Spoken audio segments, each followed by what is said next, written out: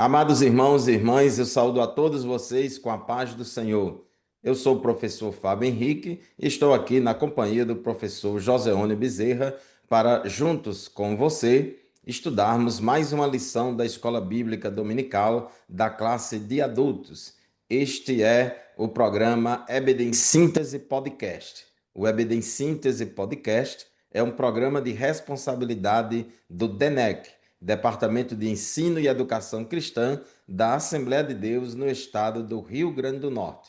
Hoje estamos aqui para estudarmos a lição de número 3 deste terceiro trimestre do ano de 2025. Professor Joseone, a paz do Senhor, estamos começando hoje mais uma jornada de estudos da Escola Bíblica Dominical, a nossa equipe 3 aqui de Mossoró. Nós já estudamos as lições 1 e 2 e hoje vamos estudar a lição 3 deste trimestre.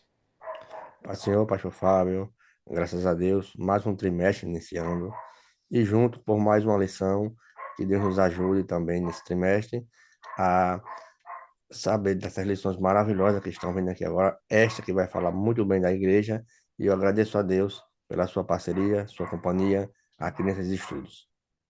Amém, meus irmãos, estamos estudando a Igreja em Jerusalém, doutrina, comunhão e fé, a base para o crescimento da igreja em meio às perseguições. E por falar em crescimento, crescimento quantitativo, só podemos ter crescimento quantitativo se a igreja pregar o evangelho. E hoje, a lição de número 3, lição que será estudada no dia 20 de julho de 2025, tem como título Uma Igreja Fiel à Pregação do Evangelho. O texto áureo está em Atos capítulo 3, versículo 12, que diz assim: E quando Pedro viu isto, disse ao povo: Varões israelitas, por que vos maravilhais disto?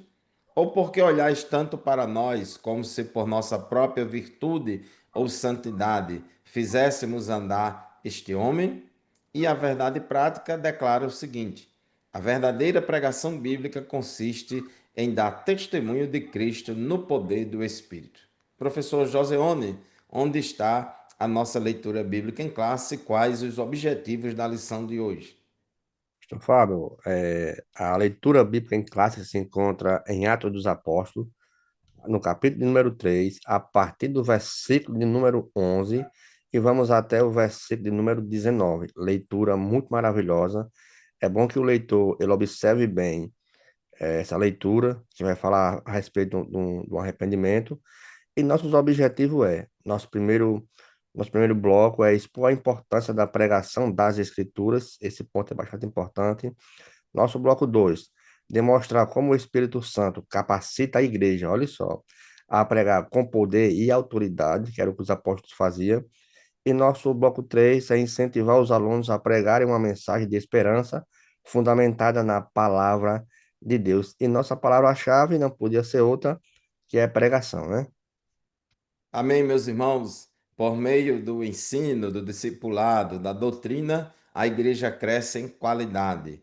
E por meio da pregação, da proclamação do evangelho, a igreja cresce em quantidade. Jesus disse: Ide por todo o mundo, pregai o evangelho a toda criatura. E esta responsabilidade de pregar o evangelho é de toda a igreja, não somente dos líderes, pastores, obreiros, mas também de todo crente, toda pessoa salva, regenerada, nascida de novo, é uma testemunha do Evangelho de Cristo. Então, meus irmãos, esta lição mostrará uma das marcas de uma igreja bíblica, que é o seu compromisso com a pregação da palavra de Deus. A igreja está aqui na terra para, dentre outras responsabilidades ou missões dela, é de pregar o evangelho, para assim as pessoas conhecerem a verdade e serem libertas por esta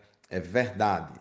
Uma igreja verdadeira, ela valoriza a pregação do evangelho. E a igreja está aqui não é para pregar qualquer coisa, mas é para pregar o evangelho. Jesus, depois que ressuscitou, apareceu aos seus discípulos, soprou sobre eles o Espírito Santo e disse: Assim como o Pai me enviou, eu vos envio a vós. Então, uma igreja verdadeiramente bíblica, ela é uma igreja comprometida com a pregação do Evangelho no poder do Espírito Santo.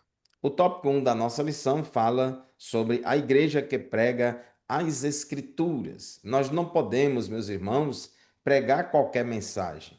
Não é qualquer mensagem que vai salvar o pecador. A Bíblia é muito clara. Apóstolo Paulo disse em Romanos, no capítulo 1, versículos 16, 17, Paulo disse que o Evangelho é poder de Deus e salvação para todo aquele que crê, né? E disse que o justo viverá da fé. A igreja deve pregar as Escrituras, pois elas revelam Deus. A palavra de Deus, a Bíblia Sagrada, deve ser pregada. E aqui em capítulo 3 de Atos dos Apóstolos, nós vemos aqui uma pregação de Pedro, né? Também chamado por alguns de o primeiro pregador pentecostal, porque ele pregou ali no dia de Pentecostes, em Atos 2, e aqui em Atos 3, após a cura do coxo, ali na porta do templo, ele também pregou, e em suas pregações, pastor, irmãos,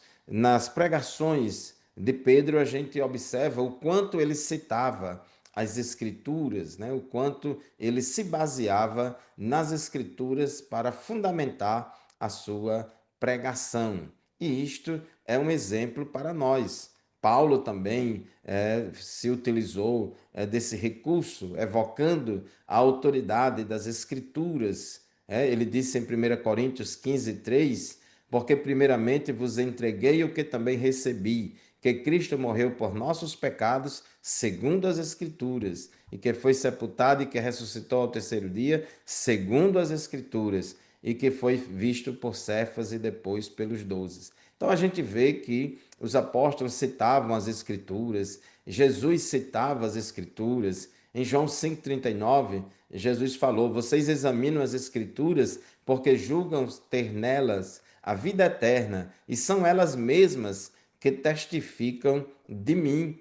Jesus, noutra ocasião, em Mateus 22, 29, ele diz: O erro de vocês está no fato de não conhecerem as Escrituras nem o poder de Deus. Então, professor Joseone, não há problema nenhum o crente, ao pregar a palavra de Deus, ao evangelizar, ao ensinar, se utilizar de textos prova para fundamentar textos prova das Escrituras para fundamentar a sua pregação.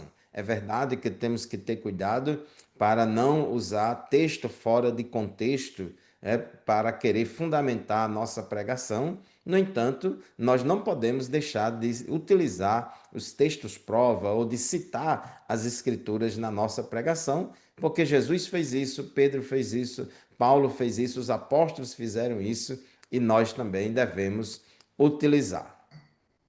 Isso mesmo, pastor Fábio. A pregação do evangelho, ela é a marca fiel da igreja. E isso baseado nas escrituras. Como o senhor falou, não podemos pegar um texto fora de contexto. Então, desde os primeiros dias, os pais da igreja ali em Jerusalém, ele proclamavam essa mensagem, mostravam Cristo ali no centro, baseado nas escrituras. E o uso das escrituras, o que é isso? É revelar a obra de Deus. Pedro cita textos ali do Antigo Testamento, como Deuteronômio, capítulo número 15, perdão, capítulo 18, versículo 15, onde Moisés ele profetizava a vinda de um profeta semelhante a ele. E os cristãos tinham que reconhecer que esse profeta era Jesus. Então ele usava a base das escrituras. Ele também cita Gênesis capítulo 22, que promove ali que todas as descendências seriam benditas, ou seja, a descendência de Abraão. E isso mostra esse fato. É verdade.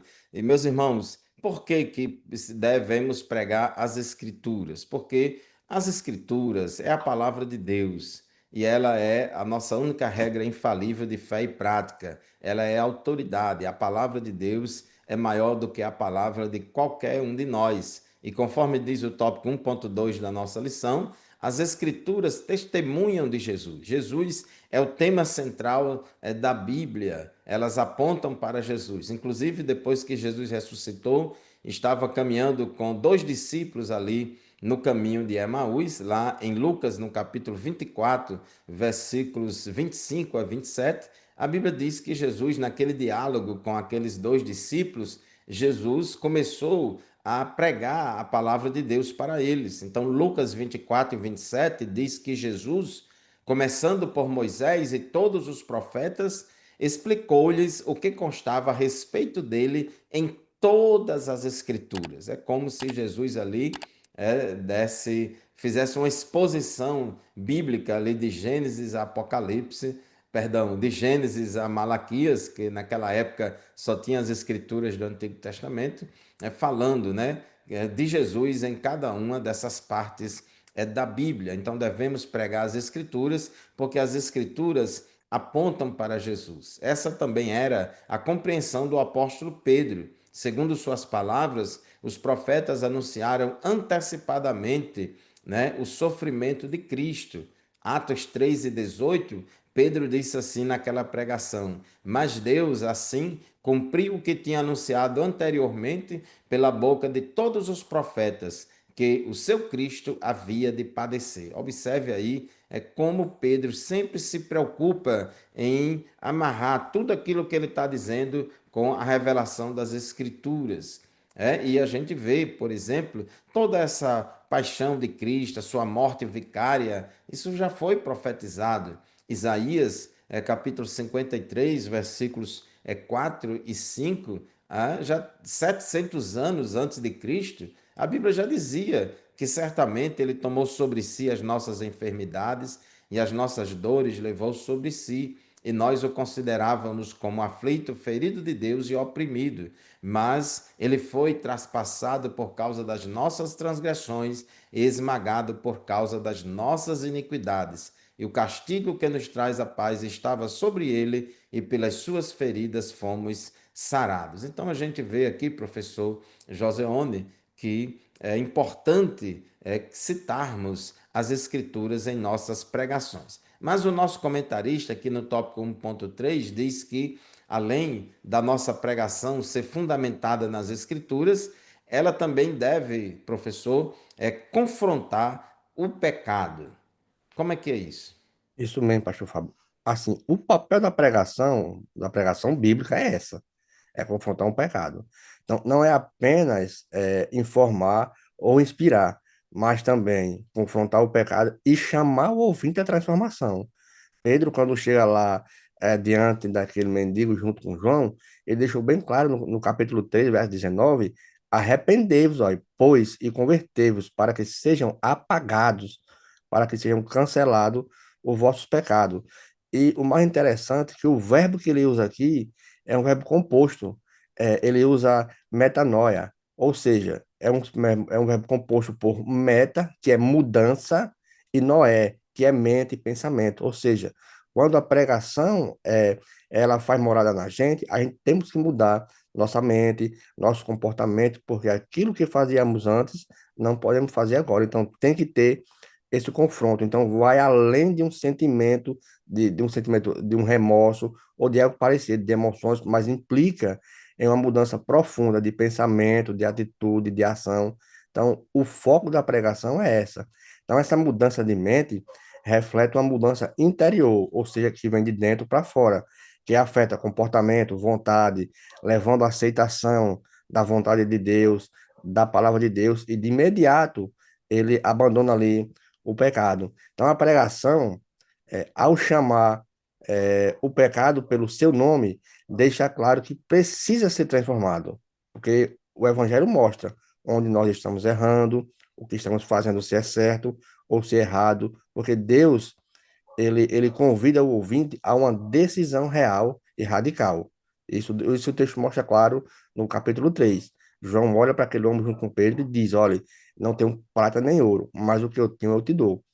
E nesse mesmo texto eu lembro de Pedro. Quem era Pedro antes de receber o Espírito Santo e após receber o Espírito Santo? Pedro, em Mateus 26, ele chega ao ponto de negar Cristo. Aí vemos ali duas diferenças. No capítulo 27, diz que Judas teve remorso e não se arrependeu verdadeiramente. E Pedro se arrepende. E ele chega para aquele homem e diz assim: Eu não tenho nada, nada eu tenho, mas tinha a mudança da palavra, ele tinha Cristo. Ele diz: Tudo o que eu tenho, eu te dou. Então, o confronto com o pecado é o primeiro passo para a salvação e o início de uma vida cristã verdadeira. Este é o foco da pregação para confrontar o pecado. Sem esse arrependimento sincero, não há transformação genuína nem o recebimento da graça de Deus. Isso é fato. A É verdade. pregação da igreja deve manter a ênfase em quê? Para que a mensagem seja pautada nas escrituras e assim teremos um evangelho eficaz e poderoso para salvar o pecador.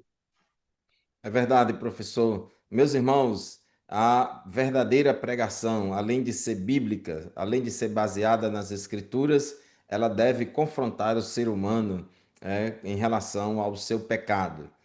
Evangelho que não mostra a condição de pecador da pessoa, não confronta o pecado e não chama esse pecador ao arrependimento, este não é o verdadeiro evangelho de Jesus Cristo. Por isso que Pedro ali, naquela pregação em Atos 3:19, ele diz: "Arrependei-vos, pois, e convertei-vos, para que sejam apagados os vossos pecados." Então, muita gente quer ter os seus pecados perdoados, outros até nem aceitam e nem reconhecem que tem pecado. Mas a Bíblia é clara, né? Arrependei-vos e convertei-vos, para que sejam apagados os vossos pecados, porque o salário do pecado é a morte. E nós não podemos deixar de ter isso como uma marca da nossa pregação, porque o João Batista, quando começou o seu ministério, ele pregava o evangelho do arrependimento. Lucas 3:3 diz que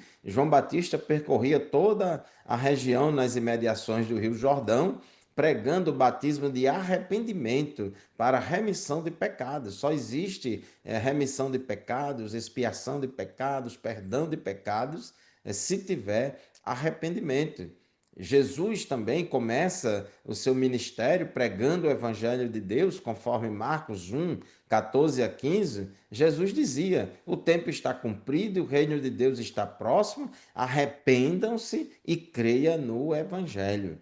Então, a salvação está aí à disposição de todos, mas para que a pessoa seja salva, precisa se arrepender e crer no Evangelho. Então, Pedro também pregou o Evangelho, pregou o arrependimento, inclusive no capítulo anterior, em Atos 2, lá no dia de Pentecostes, depois que Pedro prega todo aquele discurso, as pessoas ficaram muito comovidas e perguntaram a Pedro e aos demais apóstolos: O que faremos, irmãos?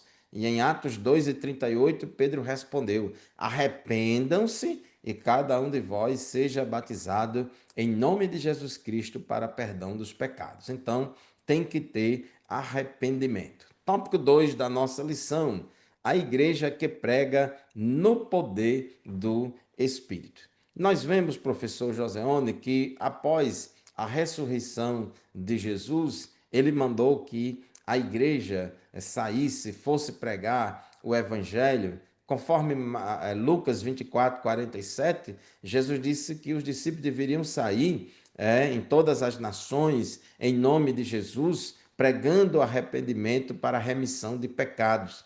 E no versículo 49, Jesus diz: Eis que envio sobre vocês a promessa de meu Pai. Permaneçam, pois, na cidade, até que vocês sejam revestidos do poder que vem do alto. Então, a igreja, além de pregar as Escrituras, além de pregar o evangelho de arrependimento, deve também pregar na unção e no poder do Espírito Santo. Porventura, professor Joseone, esta não foi uma das últimas recomendações de Jesus, conforme está escrito lá em Atos 1:8? Isso mesmo, pastor Fábio. Atos 1:8 deixa bem claro que, ao receber o Espírito Santo, que é uma habilidade excepcional que os discípulos iriam receber, e eles sairiam para pregar, para testemunhar de Cristo, Jerusalém, Judéia e toda a Samaria. Mas o mais interessante é que o Espírito, quando ele capacita aqui o mensageiro, e eu Como já citei no bloco anterior, o contexto da pregação do apóstolo Pedro, em Atos 3. Pedro estava cheio do Espírito Santo quando realizou a cura ali naquele paralítico, quando ele proferiu a sua mensagem, quando ele disse que arrependei-vos, que vosso pecado seja cancelado, mas ele olha para ele e diz assim: eu não tenho prata, nem tenho ouro, mas o que eu tenho eu te dou. Vamos lembrar dos episódios de Pedro, por exemplo. Pedro, ele antes de ser esse homem cheio do poder, pregar com ousadia, pregar na palavra, ele antes puxou a espada, queria que ser um dos melhores discípulos também. E quando a gente vê a sua convenção, a gente vê uma mudança e o que Jesus fez para eles. Eu deixo bem claro, vocês vão receber poder, mas vocês vão testemunhar em meu nome, porque o poder da autoridade do Espírito Santo era as evidências não só em palavras, nesse ponto, para receber poder, mas também a ação milagrosa que precedeu a pregação do Evangelho. O texto vai dizer que a capacitação do Espírito Santo para o pregador não é apenas palavra, mas quando nós temos a necessidade de ler e entender as Escrituras, que era o que Cristo fazia, ele deixou claro: de mim estava escrito a meu respeito. Aonde? Na lei, nos salmos e nos profetas. Então, o Senhor deixou bem claro isso, que a mensagem tinha que ser centrada nele. E o mais interessante que eu acho, que quando o Espírito capacita ali o mensageiro no poder, vai ter discernimento, sensibilidade espiritual para reconhecer e agir segundo a vontade de Deus. Então, este era o pensamento. Quando Pedro foi preso, a gente vê que quando ele foi preso, ó, aí o imperador disse: você não vai mais pregar essa palavra, você não vai pregar mais no nome de Jesus. Ele disse: olha, importa mais obedecer a Deus do que aos homens. Então, isso mostra essa capacitação do Espírito Santo em trazer esse aspecto de autoridade da pregação, quanto ao ministério de milagre, sinais, prodígios que intensificam ali a, a aplicação para a igreja, que a igreja deve formar esses pregadores. Agora, não é somente dizer, o Espírito Santo capacita. Para o Espírito Santo me capacitar, eu tenho que estar em plena comunhão, eu tenho que orar, jejuar, ler a palavra, porque se nós formos pegar esse texto para os dias de hoje, fazer uma aplicação para hoje, a pregação eficaz não depende só de nossa habilidade.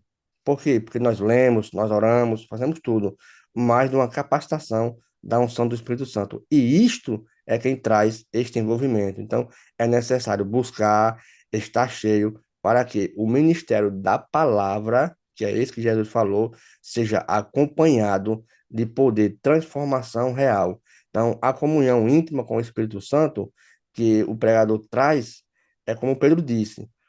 Pedro fita os olhos nele, nas necessidades que tinha aquele homem no poder de Deus. Pedro disse: eu não tenho prata, nem tenho ouro, mas o que eu tenho. Então, Pedro estava cheio do Senhor Jesus Cristo.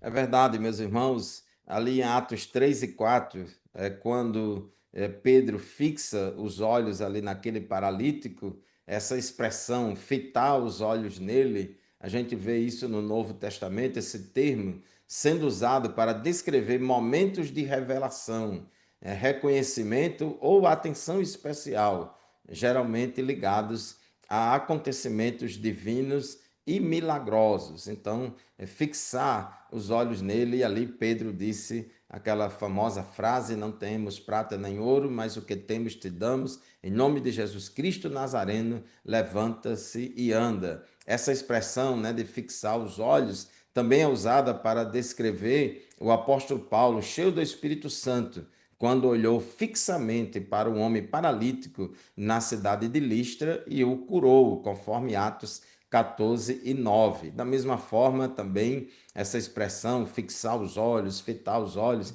aparece em Atos 13 e 9, quando Paulo, cheio do Espírito Santo, fixou os olhos sobre o profeta Elimas para repreendê-lo. Portanto, meus irmãos, pregar não é apenas fazer um discurso. Pregar é anunciar a mensagem de Deus com a autoridade e a unção do Espírito Santo. Temos que ser uma igreja da palavra e do poder, temos que ser pregadores da palavra e do poder. Jesus disse que as pessoas erravam porque não conheciam as Escrituras e nem o poder de Deus. Nós, como pregadores do Evangelho, devemos, em nossas pregações, revelar Cristo, mostrar Cristo revelado nas Escrituras e também manifestar o poder de Deus na nossa vida. E o Espírito Santo que age em nós, ele não vai glorificar o pregador. A unção e a graça do Espírito na nossa vida não tem por objetivo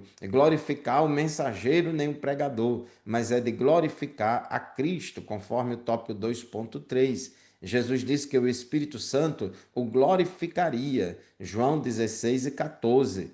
Jesus disse, que o Espírito Santo, ele me glorificará, porque vai receber do que é meu e anunciará isso a vocês. Então, o Espírito nunca chama a atenção para si mesmo, mas sempre aponta para Cristo. Então, Pedro, cheio do Espírito Santo, não poderia aceitar ser o centro das atenções, porque quando Pedro cura ali aquele paralítico, o povo foi logo ali reverenciar Pedro, e querendo adorar Pedro como se fosse pelo poder de Pedro. Pedro não aceitou aquela glória humana, Pedro não quis roubar a glória de Deus para si, e ele deixou bem claro, que aquelas pessoas deveriam parar com aquilo, porque o que aconteceu foi Deus quem fez. Então Pedro disse: varões israelitas, por que vos maravilhais disto? Ou porque olhais tanto para nós, como se por nossa própria virtude ou santidade fizéssemos andar este homem? Então foi essa atitude de humildade que Pedro demonstrou, que é exemplo para todos nós. Então, da mesma forma, qualquer pregação que tira o foco de Cristo e coloca o homem no centro não é uma pregação bíblica. Isso não passa de um discurso humano. Professor Joseone, o tópico 3 da nossa lição: a igreja que prega a esperança vindoura. Pregamos o arrependimento, a conversão, mas também devemos pregar a esperança vindoura. Isso mesmo. Isso é um alerta à sociedade, esses tipos de pregações, né?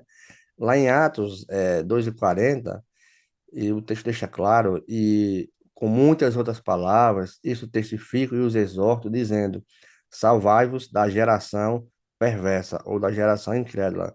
Então, na primeira pregação de Pedro, ele já havia alertado o quê? Para o perigo espiritual de pertencer a uma geração pautada no pecado, uma geração pautada em conceitos mundanos, e a gente vimos aí, o senhor falou bem claro, que o salário do pecado é a morte. Então, aqui há um chamado às pessoas para o arrependimento e salvação. Na segunda pregação de Pedro, que está lá em Atos 3:17, ele reconhece que a geração ainda era ignorante. Veja que a Bíblia, ela nos confronta esse propósito. Diz que o povo era ignorante em relação a uma verdade espiritual. E o Senhor Jesus, ele deixou bem claro lá em Mateus 12:29: vós errais, por não conhecer as Escrituras e nem o poder de Deus. Porque quando ele mostra essa revelação de uma ignorância espiritual, ele revela ali que a base cultural daquelas pessoas era indiferente às coisas de Deus. E vemos hoje do mesmo modo na atualidade. Então, a geração descrita era insensível às realidades espirituais. E isso nós vemos, claro, quando nós lemos aqui em Atos capítulo 2 e o capítulo 3.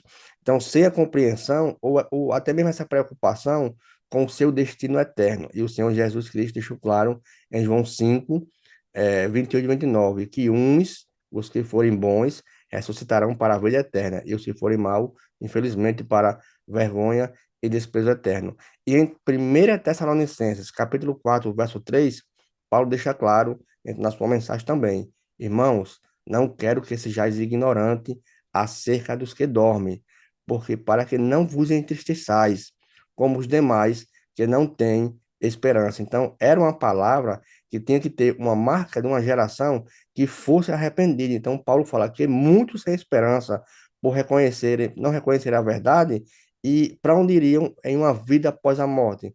Então, tinha essa insensibilidade às coisas do Espírito, porque caracterizavam que não conheciam a Deus. Quando a gente lê 1 Tessalonicenses, capítulo 4, verso 5, dizia, e não na paixão desenfreada que a gente temos com os gentios que não conhecem a Deus. Então, Paulo mostrava já essa pregação, uma pregação futura. Então, temos essa urgência de pregar uma palavra da cruz com esperança, porque essa geração ela é indiferente, infelizmente, precisa urgentemente ouvir a mensagem da cruz revelada pelo amor de Deus na esperança e na salvação. Então, a pregação, ela tem essa esperança futura de mostrarmos de que Cristo, do mesmo modo que ele pisou aqui na terra, ele prometeu à sua igreja, que ele irá retornar, porque agora a igreja, ela é a porta-voz profética desta geração, trazendo luz, esperança em meio a uma escuridão espiritual. Jesus disse que ia deixar a luz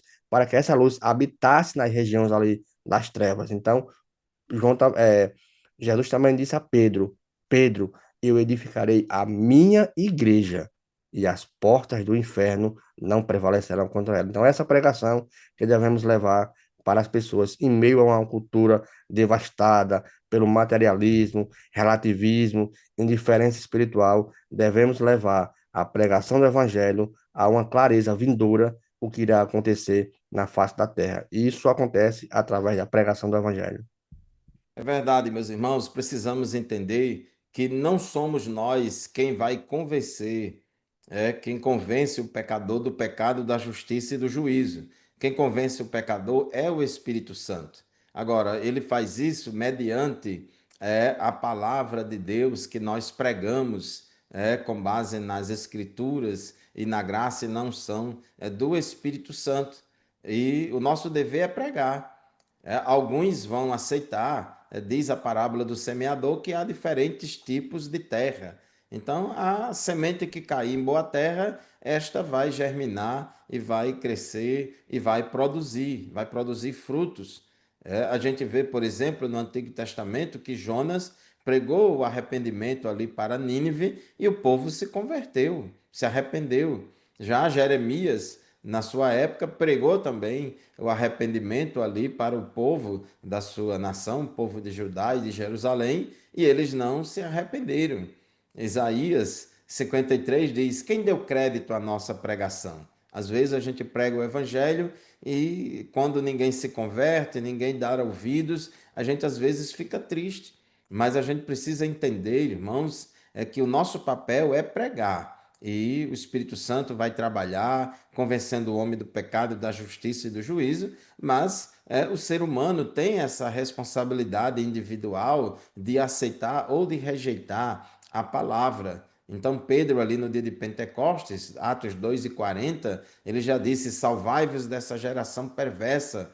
Em Atos 3:17, Pedro já disse que aquela geração também era ignorante, eram pessoas insensíveis de coração, né, de dura cerviz, incircuncisos de coração e de ouvidos. Então, pessoas insensíveis às coisas espirituais. É uma marca, inclusive também, não somente daquela época, mas das pessoas, dos homens, dos seres humanos, desses tempos difíceis e trabalhosos nos quais estamos vivendo hoje. 2 Timóteo 3:2 diz que uma das características das pessoas desses últimos dias é de pessoas serem ímpias, antirreligiosas, que se opõem. Porque, professor Joseone, tem pessoas secularizadas, tem pessoas que não são religiosas, mas não são antirreligiosas. Tem pessoas que são agnósticas, outras que são ateias, mas eles não são anti-religião. Eles não creem, mas também não perseguem e nem vivem criticando quem crê. Mas tem pessoas que se levantam contra toda e qualquer crença. se levanta contra toda e qualquer religião, principalmente contra a religião verdadeira, que é o cristianismo bíblico. Então se opõe, às vezes tem gente até que diz, não, eu não gosto de religião, eu sou irreligioso, mas quando é para se opor e se levantar contra o cristianismo, ele se alia a outras religiões ou outras espiritualidades. Então a gente precisa estar preparado para enfrentar esse tipo de indiferença, rejeição, e não deixar que desanimar por causa disso. Estevão, ali em Atos 7:51, estava pregando ali para os judeus da sua geração e Estevão disse: homens teimosos e incircuncisos de coração e de ouvidos, vocês sempre resistem ao Espírito Santo. Vocês fazem exatamente o mesmo que fizeram os seus pais. Embora isso seja uma realidade, não podemos deixar de pregar. Mas, concluindo aqui, professor Joseone, o tópico 3.2, a promessa da segunda vinda. Então, concluindo a pregação, Pedro deixa uma mensagem de esperança. Em Atos 3:19, ele disse: e venham assim os tempos do refrigério pela presença do Senhor. O que é que Pedro estava querendo dizer com isso? Já era uma realidade presente e futura. É presente, ali em Gênesis 22:18, diz que a tua semente seria bendita sobre todas as nações da terra, porquanto obedecesse a minha voz. Aos ouvintes já podiam experimentar esta bênção naquela época prometida, porque Cristo estava lá, principalmente na de Abraão, cumprida em Jesus Cristo como Messias. Então, esta era ali a realidade presente, né? Então, essa bênção inclui salvação, perdão dos pecados e que Deus ali estava presente. A geração futura, que é esse refrigério, que era anunciado, que era um olhar para a plena restauração, a restauração de todas as coisas, que é mencionada em Atos 3:21, diz a qual que convém, que contém aqui os tempos da restauração de tudo, dos quais Deus falou pela boca dos santos profetas desde os princípios. Então já mostrava esta realidade que ocorreria nos últimos dias, quando Cristo voltasse para estabelecer o seu reino. E mostra aqui uma restauração de todas as coisas. Que esta promessa está ligada a um futuro glorioso. E era o que os discípulos já esperavam. Lá em Mateus 24, o discípulo faz três perguntas a Cristo. Senhor, dize-nos o que vai acontecer, qual o sinal haverá da tua vinda e do fim dos tempos. Então, eles já esperavam essa condição, uma plena justiça, uma plena paz, uma salvação definitiva. Então, ele já esperava isso. Então, a igreja, ela é chamada hoje a viver essa esperança e anunciar esta promessa para a geração que muitas vezes vive sem esperança. Como já foi citado vários textos que pessoas ignorantes, pessoas incircuncisas, pessoas agnósticos, que mesmo sabendo que tem um Deus, mas não intensifica esse Deus. Por isso que essa palavra deve chegar às pessoas. E para hoje, pastor Fábio, a pregação hoje, nessa mensagem, ela deve ter um equilíbrio, por quê? Porque a mensagem do reino já está presente em quê? Na expectativa da consumação futura. Então, tudo que já foi falado já está selado, já está certo do que vai acontecer. Então, a igreja, ela deve ter essa esperança motivada pela perseverança. Como o senhor falou, temos que ter essa perseverança em aguentar essas coisas que vai vir para a igreja de pessoas ignorantes, de perseguição, porque a fidelidade do evangelho aponta para uma vitória final com Cristo, que o evangelho é o poder de Deus para a salvação. E lá Paulo dizendo a Tito 2:11 que o Senhor veio trazendo salvação para todo mundo, né? E a igreja deve fortalecer, primeiro ponto, a fé, lembrando na certeza da volta do Senhor Jesus Cristo, que trará um descanso eterno para o seu povo. Mas devemos levar essa mensagem a todos os ouvintes. É, Pedro pregou lá em Atos 3, mostrando que aquela geração precisava se arrepender, porque vinham tempos de refrigério na presença do Senhor. Atos 3:19. Amém, meus irmãos. Assim, chegamos ao final de mais um programa EBD em Síntese Podcast. aprendemos na lição de hoje que a igreja, todos nós, cada um de nós individualmente, todos nós coletivamente, como igreja, somos responsáveis pela pregação do evangelho a toda criatura. A nossa pregação, ela deve ser bíblica, ela deve ser cristocêntrica, ela deve ser uma pregação que confronta o pecado, deve ser uma pregação que chama o pecador ao arrependimento e mostra o perdão de Deus para os pecadores, condicionado ao arrependimento dos pecadores, e é uma pregação que deve ser efetuada no poder e na unção do Espírito Santo. Meus irmãos, muito obrigado pela sua audiência, muito obrigado por nos acompanhar semanalmente no programa EBD em Síntese Podcast. E lembre-se, este programa e nenhum outro substitui a aula presencial da qual participamos lá na nossa sala de aula, na nossa congregação, aprendendo uns com os outros, estudando a palavra de Deus. Professor Joseone, muito obrigado pela sua companhia e até o próximo programa, se Deus quiser. Amém. Obrigado, pastor Fábio. Paz do Senhor a todos. Amém. Amém.